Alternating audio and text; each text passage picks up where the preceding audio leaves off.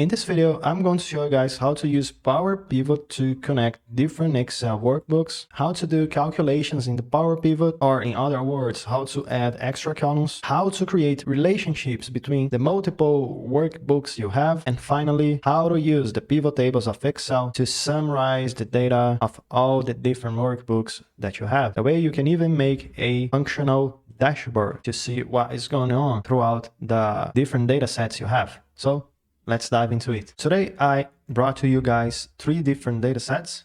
The first one as the customer, the second as the product, and the third as the sales transactions. And you can also download those Excel files. I'm going to leave them in the description. So you just go to the description, click on the link. 3 links, okay? Because we have 3 sheets, so 3 links. Download those 3 and then you can follow the video with me. But anyway, let's go to the first sheet and see what it's all about. Customer masters. Double click here, 1, 2. Basically, we have a whole Excel workbook with the entire data set related to the customers. We have as the first column the customer ID, and then as the second one, customer name, city, state, region, customer segment, loyalty tier, join date, and activity. The last column is a status, right? To whether or not tell if the customer is active or not. But anyway, it's a quite large data set with a lot of different rows, 501 rows of the information. But let me close that real quick. And let's go to the second data set, product master. 1, 2 to open up. Now we have a compact data set, just 11 rows, product ID, product name, category, shelf location, unit cost, standard, sale price, reorder level, storage type, and again a status to tell us if the product is, whether or not it's active, right? But anyway, let me close that again and go to the last one, sales transaction. And here is where we have the largest data set. Let me show you guys how many rows we have in this case. 50,000 rows. 50,001 rows, right? To be specific. As the informations, we have the transaction line ID, the order ID, order date, customer ID, product ID, and other values as well, like quantity, unit price, sales channel, payment method, and order status. But here we have a interesting problem. Customer ID and product ID. I don't know by just looking to the ID number, who is this customer? I don't know. So this is a very interesting problem we need to solve. And the Power Pivot can really help us with that. We can relate the customer ID column with the other column, that is the customer ID as well. And as well as the product ID, we can connect this column within this data set with the other data set using the same column as a criteria, as the reference. And more on that, I only have here the unit sale price. I don't have the total amount. That is basically the multiplication between quantity and the unit sales price. On top of that, let's say I want to calculate the profit. How can I possibly do that? Because I don't have here the unit cost. So where do I have the unit cost? Again, we have this information in the product dataset. So see how much we can do with those connections. And to make those connections work, we can open up a new workbook of Excel. Just open up a completely brand new Excel workbook, and we can start working with it. First of all, we need to enable the Power Pivot tool in Excel that you can see here in the ribbon. And to do that, we can go to the File, and all the way here, we can go to Options. Excel is going to open up this dialog box for you with the Excel options. And all the way down, Addings. We can go again here down to this drop-down list and go to Com Addings. Click Go. Excel again is going to open a new dialog box, and make sure you mark the option that says Microsoft Power Pivot for Excel. just enable this checkbox right here, click OK, and that's it. Excel is going to enable the Power Pivot for you, and for sure, in the ribbon, you're going to be able to see this new option.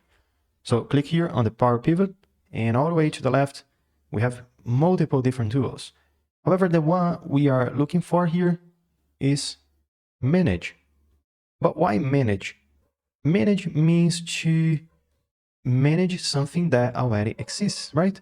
We don't have anything yet in the Power Pivot, so why we are going to manage something that doesn't exist? We could also use add to data model to add something to the data model and then manage the data model, the connections, and etc. However, I always like to start with the first option, manage, because Excel is going to open up this whole new window for me, this whole new dialog box, where I can pull data from multiple sources, as we saw in the beginning of the video, the multiple data sets we have. So I think it's easier to use this panel instead. Within here, this menu, Home tab, if we go to From Database, we can see Excel has multiple options to be used, SQL, Access. However, let's say we are not working with those type of data sets. So let me go to the second one, From Data Service. Again, I'm not working with this type of service. So let's go to the third one, From Other Sources.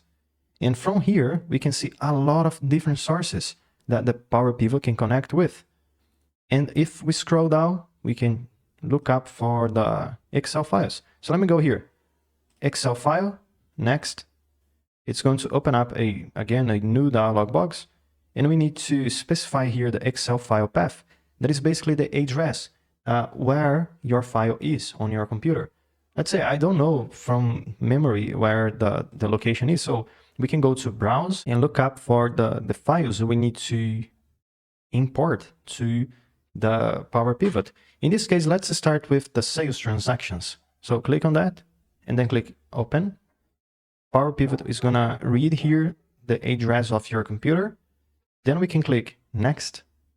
It's going to read how many tabs we have, and in my case, I only have one tab, that is Sheet 1.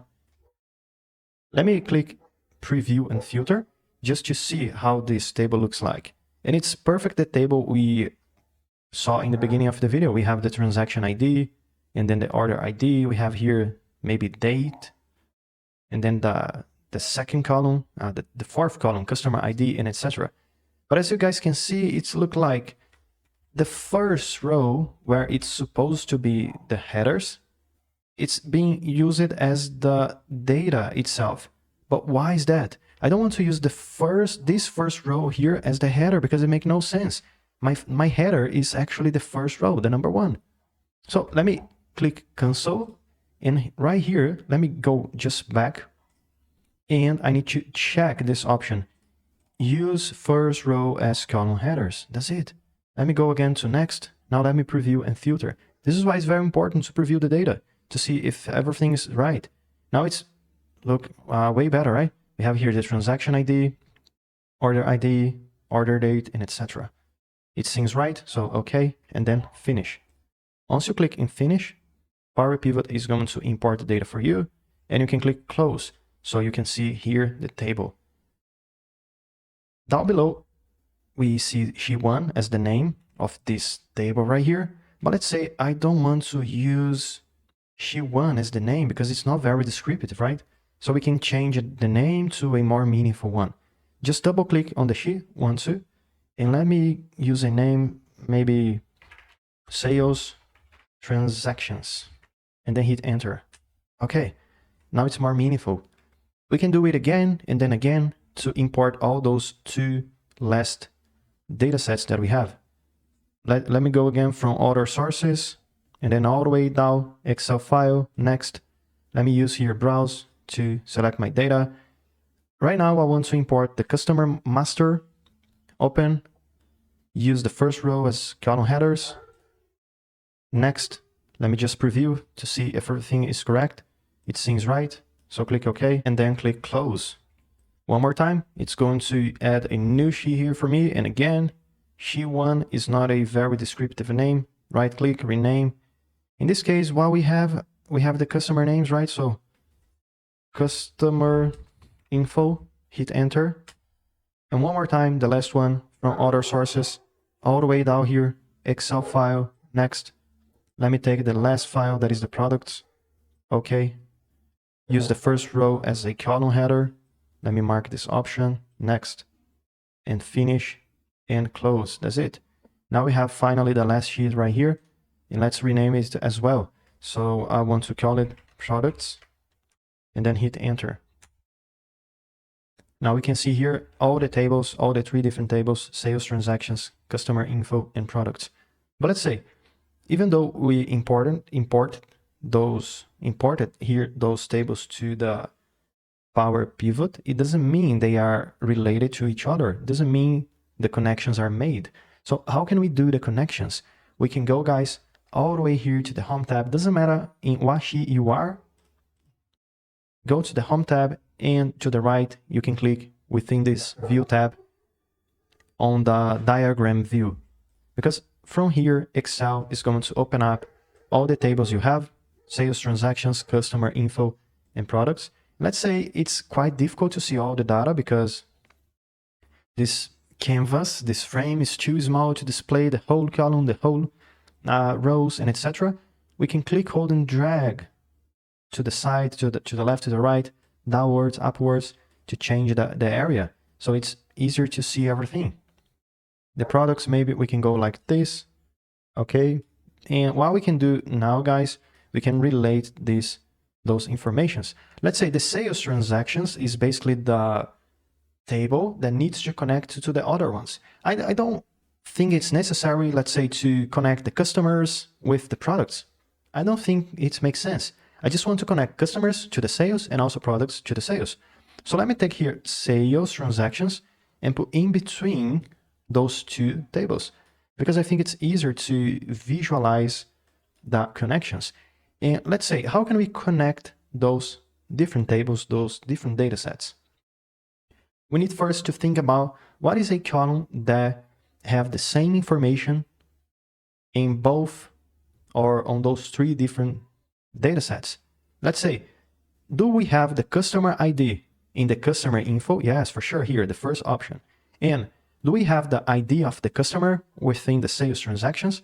Yeah, for sure. And it's have the same name as well, but the name is not important, right? What is important is the information within the columns. So we can connect the customer ID we have in the sales transactions with the customer ID in the customer info. It's very simple. Just click, hold, and drag and drop upon the other information. That's it. The Power Pivot is going to connect using this line. And as you guys can see, we have a number 1 here within the customer table and a asterisk within the sales. But why is that? The number 1 indicates that we only have unique values in the customer ID column within customer info. And yeah, it does make sense. There's no logic to have repeated values within the customer info, right? We only have one single unique values for the customers. However, one single customer, let's say one single customer, may actually have multiple sales transactions. Because let's say John is here on the customer info. So there's only one John, or John, etc. John, and it's let's pretend John is the full name and etc. Okay, it's an ID. There's only one John, unique values. Unique John brought multiple items or appears multiple times within the sales transaction. So that's why one too many. We can do the same here for the products. So let's take the product ID, for example, click, hold, and drag and drop within the product ID. And as well, we're going to have something similar. One product, one unique product to multiple products, multiple appearances, not only unique values. And could we connect different options? Maybe, but I don't think it's necessary because let's say we connect the product ID with the product ID. And again, guys, the name is not important. We don't need to have the same name. It's just a coincidence. I have here the same name.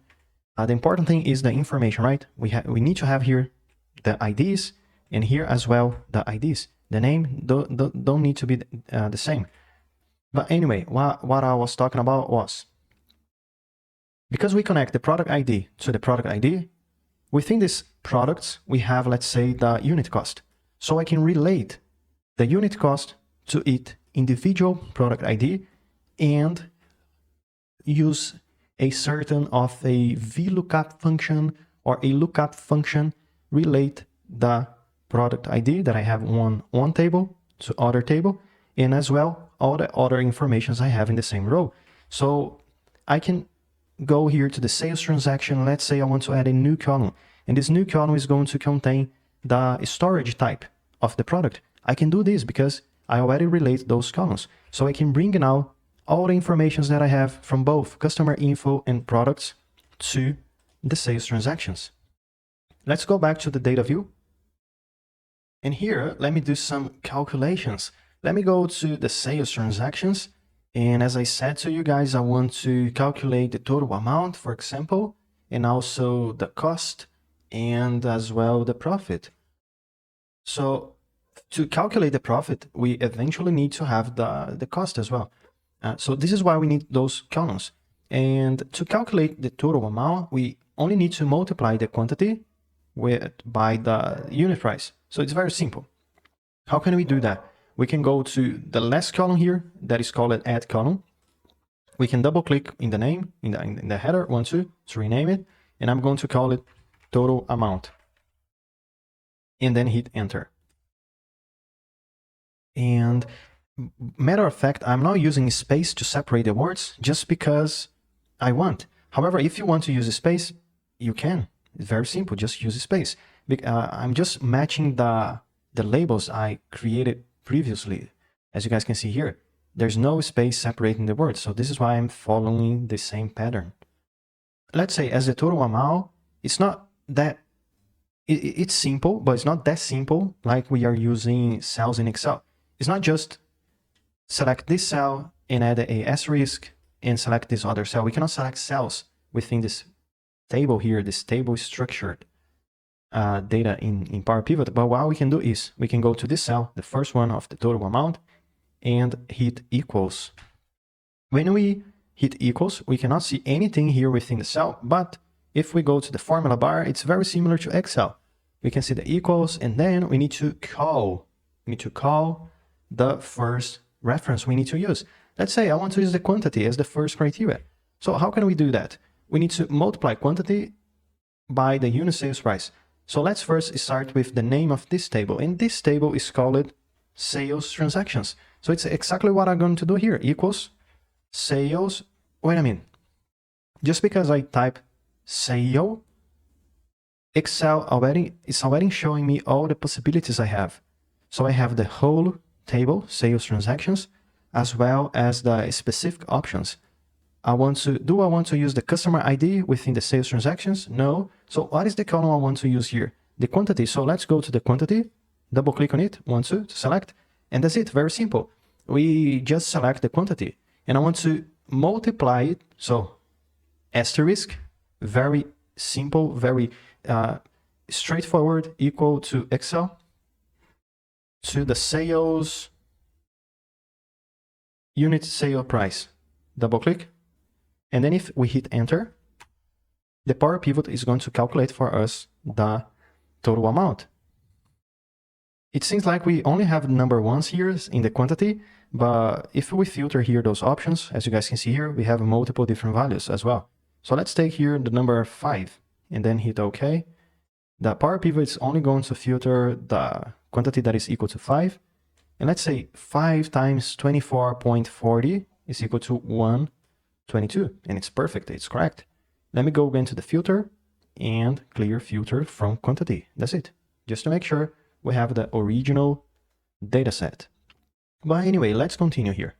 Now that we have the total amount, we need to add one more column. So double click, to rename this new column. And I want to call it total cost. But here is where we have the problem. Hit enter to confirm this new column. Because how can we return the cost if we don't have the cost within this table? We need to pull the cost from the other tables that we have. in this case, the products. We can go here to the products just to look up what is the column we are looking for. This one, unit cost. So we can connect the unit cost column from this table to this sales transaction table we have. So let me go here to the first cell of total cost equals product. But wait a minute. When I type exactly the name of the table, let's say products, even with the capital letter, I cannot find anything, just the table itself. How can we return the specific information within this table? Because I cannot see it. Why is that? Because when we pull data from other sources, even though everything is within the Power Pivot, we have multiple sheets, right? We need to pull data from the other sheet, that is products. We need to use a function called related. Very straightforward. Equals related. Double click on this function, 1, 2, and now we can see all the sheets we have. Let's say I want to pull data from the products unit cost. Just double click in here, 1, 2, close parentheses and hit enter. Power Pivot is going to return the unit cost. But we have a problem here. I don't want to only return the unit cost, but I actually want to have the total cost. So we need to multiply this total cost by its quantity. So let's change the formula. Go here to the formula bar. After the last brackets, you can click on it and then multiply it by, you don't need to use again the related function because the related only has a purpose to connect with other tables. In this case, the information we are looking for is within this same table. So let's go straight to the name of this table, that is sales transactions. And within this table, I want to use the quantity. Double click on that, 1, 2, and that's it. Let's hit enter. And we have the correct result. Just to make sure, we can go to the filter of the unit sales, or sorry, the quantity. Let's go here and select the number 2, for example. Okay. And as you guys can see, the total cost seems right. Let's check for the customer ID. No, it's not what I'm looking for. I'm looking for here the product ID. So it's the product, the first product, P001. And P001 is the chocolate cake, and it has a unit cost of 11.40. If we go back to the sales transaction, because the quantity is equal to 2, the cost may be like something 22.80. Yes, it's perfect. So it's working, guys. Let me go back to the quantity, clear filter, and that's it. Now, finally, we can add the last column I was looking for, 1, 2, to change the column name. And this time I want to have the profit. Hit enter. Okay. And let's do it again. Equals. Now, the formula is going to be very, very simple because basically I want to subtract the total cost from the total amount. Equals, I want to use the sales transaction total amount, double click on that, minus sales transactions total cost. Double click, hit enter, and here's my profit. $88.90 minus 3.10 is equal to 5.80. Perfect. What we can do now, we can save everything. And then within the Excel, this workbook we are using, this Excel workbook, we can create some pivot tables to help us better understand, analyze, summarize the data. Let me go here to the Home tab, and just above the Home tab, we can see this Save button. We can click on it just to make sure we save the information we did here. Let me close this panel. And that's it, very simple. But how now we can pull this information, pull this data model into the pivot table? First, we need to insert a pivot table. But how will insert a pivot table if we don't have a table in Excel? That is not a problem anymore because we did a Power Pivot thing. We can go to the insert and we are going to have multiple options if we click in this downwards arrow. Instead of use from table range, that is the traditional way to do a pivot table in Excel, we go to the last option, from data model. Just click here and do I want to insert a pivot table in this existing worksheet? Yeah, maybe we can do that. So just let me change the location to cell B3, for example, just to have some extra space from the columns and rows, and then hit OK. And that's it. Now we have a simple pivot table in Excel, a normal one like we always have in Excel. However, if we go here to the right, we can select two different things within this menu, active and all. Just go to all because you can see all the tables you have, customer, products, and sales transactions. Let's say I want to go to sales transactions, and from here, I want to know what are my sales. I can take the total amount, the calculated column we created, click, hold, and drag and drop within values. The pivot table is going to calculate us the total amount. And as you guys can see, $2.09 million. But let's say I want to summarize it, or I want to be more specific. I want to have this analysis by month, January, February, and etc. So I can go here to the order date, click, hold, and drag and drop within rows. The pivot table again is going to organize those informations for me.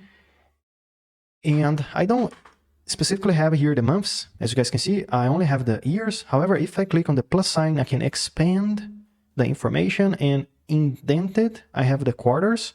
And if I expand a quarter, indented, I have the months. And if I expand a month, I have the days. But I don't think I need that much of information. Let's only keep up with the months. And then we can add a slicer, that is a filter with buttons to sort by the years.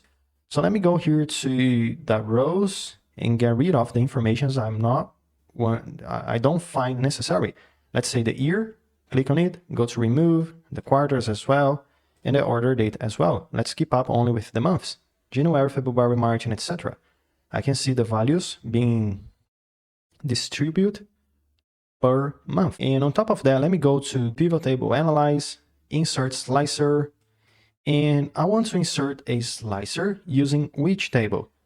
If I go to active, the only table I'm going to see is the table I'm using in this pivot table right here. However, if I go to all, I can use multiple different filter options. We can even filter by the product. So, but anyway, let me go to active, and then we can explore those possibilities later. Let me go to the year option. So here, order date year, okay. Now it's better, it's easier to filter by the date, by the year, 2024, 2025, and etc. But let's say I want to add a new filter right here. Let me go to the pivot table, analyze again, insert slicer. But this time I want to click in the all option. And let's say instead of use the products, specifically the name, I want to use the category, because if we take a look on the active dataset, we don't have the category of the product. We, of course, can filter by the product ID or the product name. But let's say filter by the product ID doesn't seem a good idea, because let me show you what I mean. Product ID, okay. We only have numbers. I don't know what P002 refers to. So how can I possibly use this filter if I don't know what those numbers stands for? So let me remove this slicer, delete, go again to the pivot table, analyze, insert slicer. This time I want to use, instead of active, all, and I want to take the products. I can go for the category, for example. I could also go to the product name, but I just want to do something different, category, because it's an option that we don't even have in the sales transactions. So I'll click OK. And now if I click to see only cakes, the pivot table is going to sort the data, is going to filter the data, showing me only cakes, the values related to cakes. If I click on cookies, desserts, pies, the values are going to be filtered accordingly. So very cool, right? And if I go again to the pivot table, I can even insert some charts. Insert a column chart, for example, so I can visually see if the value evolves, let's say, if it's growing, if it's decreasing, and etc. Let me go here to cakes, and let's see what's going on in 2024. Okay, so it's look like the total is growing. I think it's a very interesting result, and etc., guys. So I think this type of tutorial will help you guys understand how to use the Power Pivot in Excel, how to create some extra columns, how to do some analysis with the Power Pivot, and also with the help of the pivot table, right? And if you guys have any questions or any suggestions to the next videos, let me know, comment down below, because I see you in the next one.